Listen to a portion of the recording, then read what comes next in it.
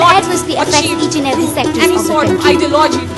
Just is a great location for Nepal to explore its potential. Namaste. Welcome to Nepal's Top 7 Debaters 2014, produced by Leadership Academy. This is the second competition round in the Category 6 Bachelor's Level English Language. And the topic for today's competition is poverty alleviation projects actually contribute to increase in poverty. Let me now introduce our panel of judges for today's debate. Our first judge is Mr. Santosh Shah. He is the president of today's Youth Asia. Our second judge is Miss Archita Pant. She has been associated with organizations working for child rights and youth. Our third judge is Mr. Henning Hansen. He is the Deputy Chief of Mission at the German Embassy. We will now begin with the debate. With more than rupees 15 billion invested by Poverty Alleviation Fund under the World Bank's assistance, all they could do is reduce the poverty up to 25.13%. I mean, seriously? To my opposition, let me tell you, the government has been saying that people with under $1 income per day are categorized as poor. Thus, only people with less than $1 income are categorized as poor. What about people with around $1.5 per day? What about people with $1.10 per day? Include all of this, and my friend, the poverty has not decreased to 25.13%. It is more than 25.13%, because the people who have been earning around to this less than $1 per day or a little above this $1 per day are still living in the same miserable condition.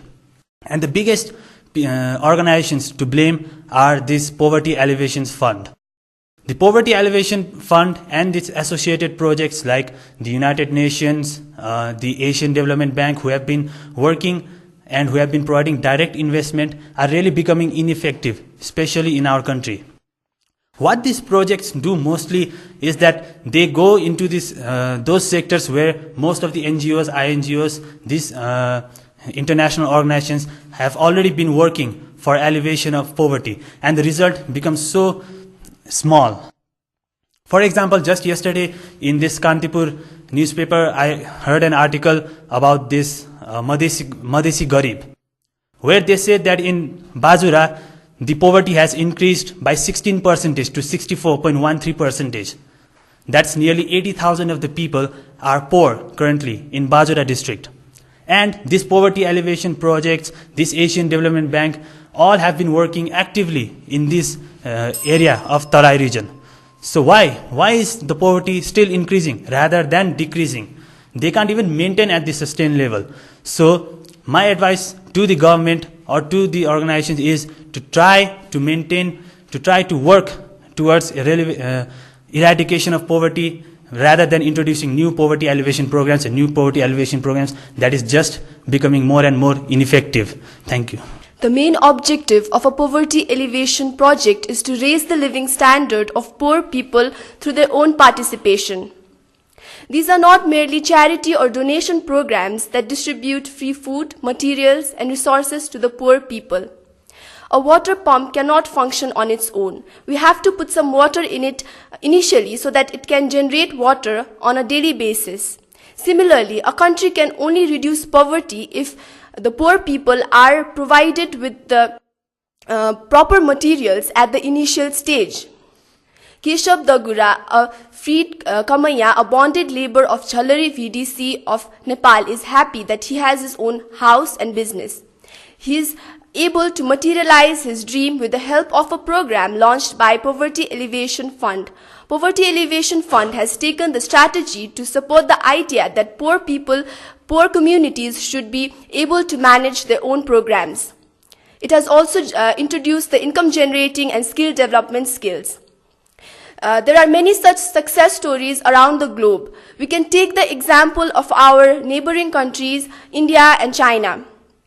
3 decades ago, the poverty rate of India was 62% and the poverty rate of China was 84%. It was according to the World Bank research report. But today, India is known as the office of the world and China is known as the factory of the world. One of the major contributing factors to this remarkable economic success is the correct execution of these poverty alleviation projects. Therefore, I strongly believe that poverty alleviation projects are extremely essential in a developing country like ours, and poverty alleviation project contributes to decrease in poverty. Thank you.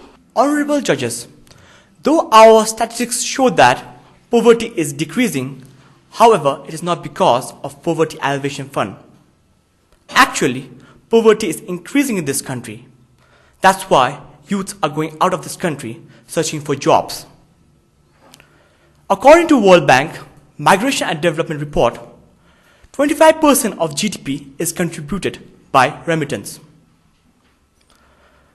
According to third Nepal Living Standard Survey, 55.8% of households receive remittance. That's how poverty is decreasing in this country. In a book, 3 Great Poverty Eradication Myth, written by Paul Pollock, CEO of Windhorse International, have clearly marked this idea that such funds only feed the belly of the politicians. Nepal should rather invest in tourism. Nepal have a large number of cultural heritages and natural heritages, world's highest peaks. If we invest in these heritages, the tourism can flourish. We have to understand that cultural poverty could not be eradicated through technical skills. It can only be eradicated by social awareness, which tourists bring with themselves. Further, tourists spend money in the villages while they eat, they stay, and they purchase local goods without any technical help given to them by such funds. It will be the most honorable way of eradicating poverty. Furthermore, as a photographer, I will love my profession, and such project given to me, I'll work harder. Unlike the Poverty Alleviation Fund, are working by officials who never were poor. They have no intimacy with poor people, so they will not bring development. Thank you. In my opinion, poverty alleviation projects is something like getting water in a bucket. For proper development, for proper eradication of poverty, we need pipelines. And here, when I say pipelines, I refer to the structure, the development strategy that has been laid out to all the organizations that fund for eradication of poverty. Poverty alleviation projects, it creates dependency, the first and the foremost thing that everybody thinks. But here, I'd like to say that no aid is unconditional. We all know that poverty alleviation projects are based on grants and aids. No aid is unconditional. That means that when people get grants from international organizations, they have various conditions that have been laid out to the ones who are going to handle and tackle the poverty alleviation projects. Here, the ones who lay out the policies might not know what is the critical source of poverty in the impoverished areas. So one thing that is a failure of a poverty eradication project is that people don't have access to the actual impoverished area. The second thing I'd like to state is poverty. Me, myself, being engaged in various NGOs as an intern, I've seen that people argue over what share are they going to get after working as an agent to the poverty alleviation projects. Is that fair to the poor people? No, it increases poverty. Here, as per my friend said, poverty can be alleviated after, like when people get out of the poverty line. But let's think, after they get out of the poverty line, will they really have a drastic change in their income? No. The average income they get is also low. So here, are poor people only the ones under the poverty line? No. Poor people are the urban poor, the working poor. We also need to think about that. And those things are criticized by all the poverty alleviation projects because their prime focus is only on the people living under the poverty line, which is also one main reason that poverty alleviation projects fail. Here, it also tends a nation to get lone in terms of development here. Even if the people grow out of the poverty line, even if the people start getting more income, if the nation itself is poor, poverty exists everywhere. Therefore, I focus that poverty alleviation projects fail to eradicate poverty. Thank you very much. 2 participants selected from previous rounds, Upendra Chalise and Kushal Gazurel, backed out. May I request the participants to come up on stage, and I request our judges for their comments. Today's debate was not engaging. I'm not convinced for either of the side yet. Most of you are very unclear as what you're trying to prove. The topic is not an emotional one. It's a very practical topic. You can do research and find datas and back your arguments with that. Counter argument was totally lacking. It was like most of you read an essay. You're in bachelor's level, but it was like listening to grade 10 or grade 9 essay. Please work very hard on the rebuttal.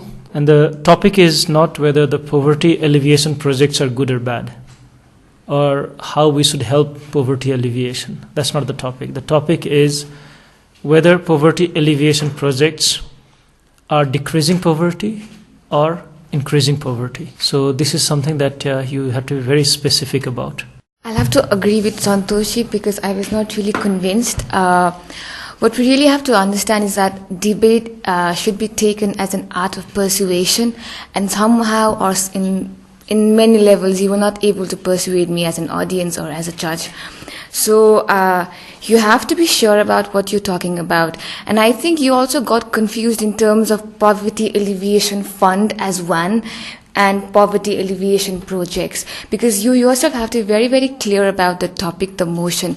You need to understand what poverty alleviation is. You need to understand the different projects, what are those projects, and how those projects are contributing towards the increase or towards the decrease of poverty in Nepal. And those examples were lacking. And then I think it sounded mostly like an opinion that you were putting across, opinion that did not have a source to back up. I think the pattern of argumentation was really missing. When you came to the stage, you would have to say, fine, these are my arguments, because I as a listener need to know what you're trying to put across. Well, on the positive side, however, I have to give you credit for all of you being fairly confident in bringing over your arguments, even if, as my fellow judges have said, they might not have always been completely convincing for either side. And I do appreciate that all of you have done some research, but I find it very interesting to compare for example, the first 2 speakers with the last one, where we got a lot of statistics at the beginning, and I was already at a point where I was wondering as a listener, will I remember all these figures? Is it really necessary? Whereas the very last speaker, she actually did not use any figures, but still, I think it was on the same level of argument on bringing forward some of her points. So you have to weigh that. You need not necessarily quote too many figures and too many persons which you have researched. You've all done your research, you've proven that, but that might not be necessary.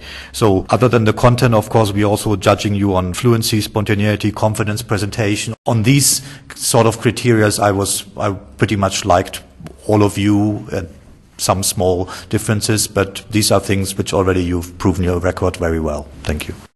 Now we have the rebuttal round. My opposition just talked about raising standard of living by poverty alleviation projects. But in reality, what I tell you, these poverty alleviation projects have been raising the standard of living, but not of the poor people mostly, but of the big leaders that we call them. Let me give you my opinion. What the problem is that these projects, they are going, into the villages, they are going into these far rural districts, and they are providing aid in terms of food, in terms of clothes, in terms of these other food materials and all. They have been providing this assistance in the name of poverty alleviation, but for how long will that last?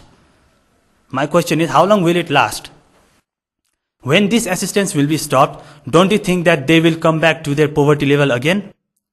Because until and unless they are provided with this assistance, then till that time the poverty is getting reduced. But when the assistance will be stopped, they are not getting that facilities again, and then they will again come back to their poverty line level. So my opposition's argument that poverty alleviation projects have been really helping to raise the standard of people is completely baseless. Thank you. My opponents argued that poverty alleviation project creates dependency, but the main objective of a poverty alleviation project is to raise the living standard of people through their own participation. Now, when people are participating on their own, and when they are involved themselves, and when they are being trained, obviously they will not be independent, as my opponents said, and there are many success stories of people who have been successful in materializing their dreams of uplifting their economic status. They have created their own business. IFAD is an organization that helps the agricultural sector, and it provides the farmers loan on a very concessional terms. So I think these kind of projects must be promoted, and my opponents also said that these instead of promoting elevation project, we should focus on tourism, but we should focus on proper execution and implementation of poverty alleviation project. And just because some failed because of some social and political pressure doesn't mean that all the poverty alleviation project contribute to increase in poverty. And I strongly believe that poverty alleviation project helps to decrease in poverty. Thank you.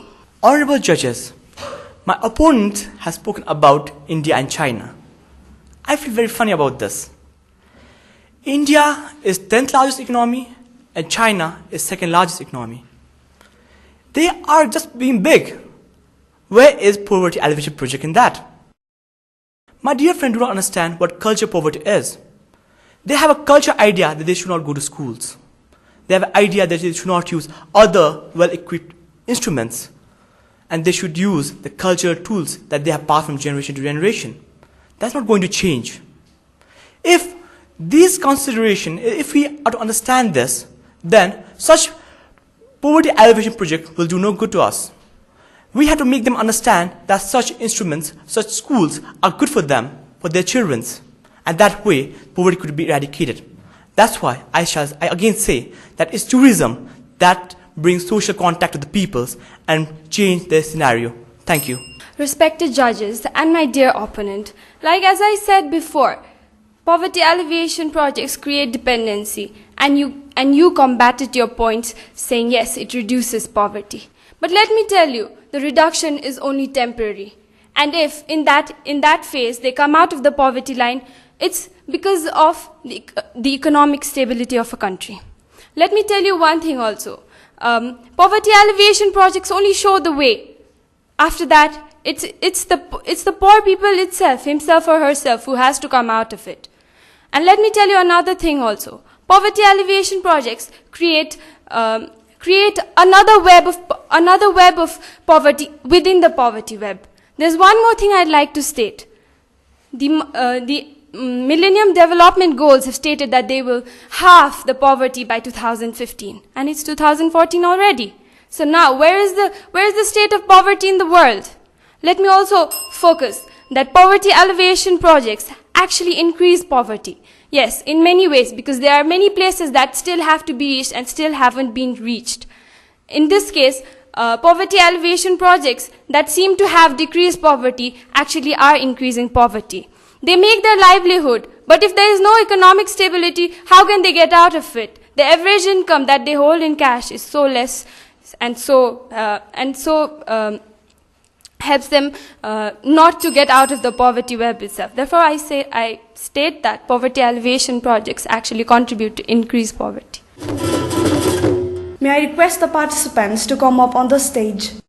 I request our judge, Mr. Santosh Shah, to announce the results. We were supposed to have 6 debaters today, eliminate 2 and let 4 of you go to the next round. But because 2 of them have already withdrawn, all 4 of you will be going to the semi-final round. However, we decided to give you rank so that it helps you understand where you are for the next competition. We have ranked Raunav Singh Khatri as 4th. So Raunav, you'll really have to work hard in the next round to get into the finals. We have ranked Kripendra to be 3rd and Mandira to be 2nd and Avilasa to be 1st. Now, that saying, all the previous comments still are valid. This is just the ranking, right? You still have to work very hard and stick to the topic and do a lot of research. So all the best for the next round. We would like to thank Mr. Santosh Shah for judging the competition till now. Because of his busy schedule, we won't be having him as a regular judge from the next episode. We would like to offer him a token of appreciation. I request Mr. Henning Hansen to do the honors. Thank you for being in the last episode where I'm looking at. Well, thank you for your contribution to the show. Thanks. If you are a student starting between grade 7 and bachelor's level, you can apply for Nepal's Top 7 Young Poets 2014. The application submissions are open now. We invite you to participate in the alternative education programs run by Leadership Academy. You can call our office at 425-7250 or 980-203-2195 or email us at leadershipacademyktm@gmail.com. We will be back next week with a new topic. Have a nice week. Namaste.